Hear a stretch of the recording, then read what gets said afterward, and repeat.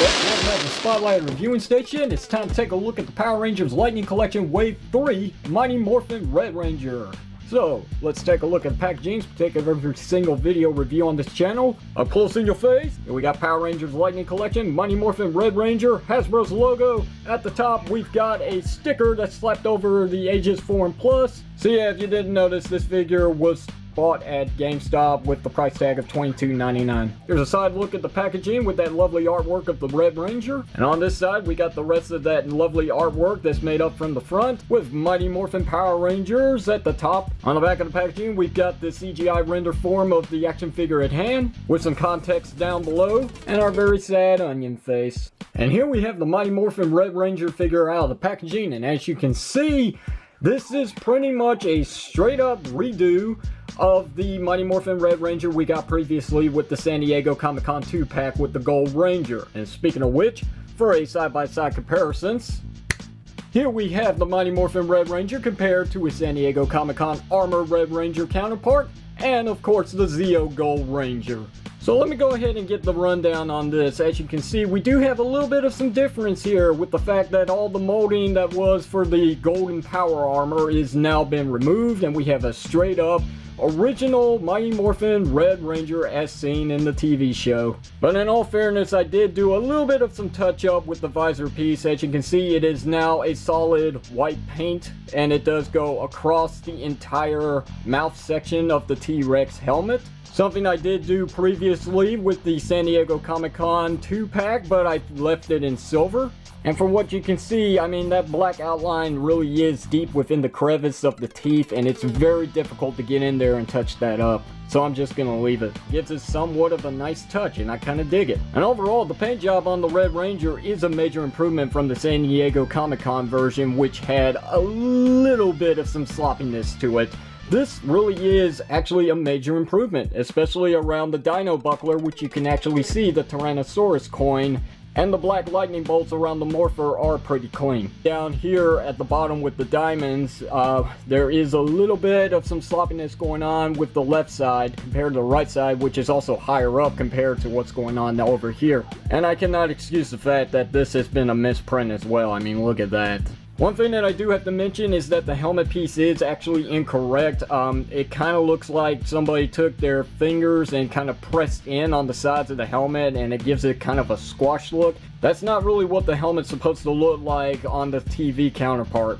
But yeah, I just had to make mention of that, and I'm just going to leave it there. I'm not going to go on rambling about it. So here's a look at the back of the costume. So you can see it is fully painted. Looks good. Alright, so let's get into articulation. The Red Ranger does have a ball joint at the head with a little bit of some attitude going on there. We also have a hinge joint for up and down movement at the neck. Very lovely butterfly joints that work a lot better than McFarlane's DC Multiverse figures. Hey, I'm just saying. We also have a hinge joint at the shoulders for inward and outward movement, which is not restricted by the stiffness of the joints. We have a complete 360 rotation. We have a bicep swivel cut, double jointed elbows, wrist rotation, a hinge joint for inward and outward movement. We have a ball jointed upper torso section. There's a hinge joint at the waist to give an ab crunch feature with that much going forward and that much unbelievably going back. We have ball joints at the hip to get this much kicking forward at the leg, nothing going back. And we still cannot pull off a full JCVD split. It's just a common thing with the Lightning Collection. But we do have a nice thigh swivel cut, which is not too tight, not too loose, just perfect. We also have double jointed knees on the Red Ranger, the common swivel cut above the boot section for the Lightning Collection, the lovely hinge joint, which does have some clicking,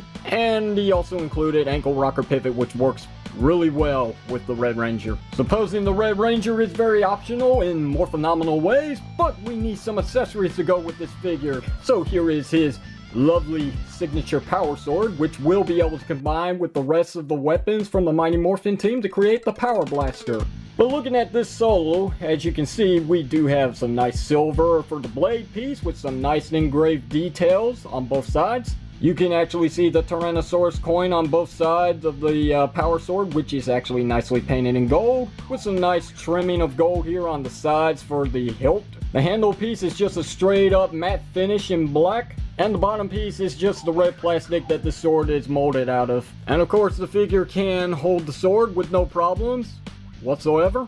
And since this is the Lightning Collection, we've got to have our Lightning accessory, which is done out of a clear blue plastic, a very light blue plastic it's that. You can see my finger behind it. And like all the other Lightning effects that comes with the Rangers, you can slide this through on the top or throughout his entire sword piece.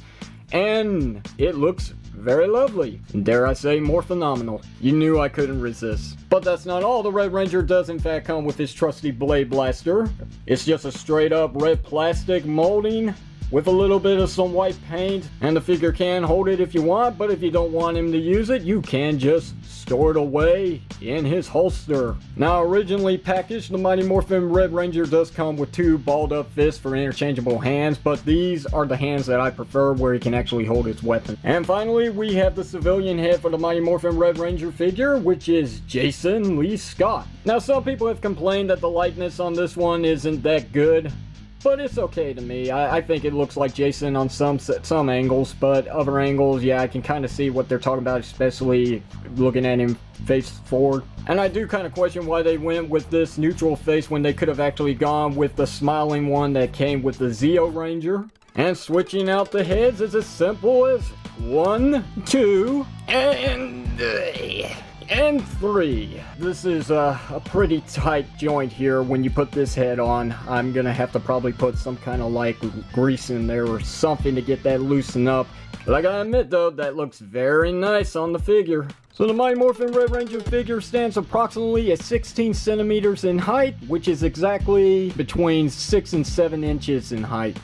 And for your size comparisons, here is the Mighty Morphin Red Ranger compared to our previously reviewed Dino Charge Gold Ranger. And finally, here's a tease of what's to come next with the Beast Morphers Blue Ranger.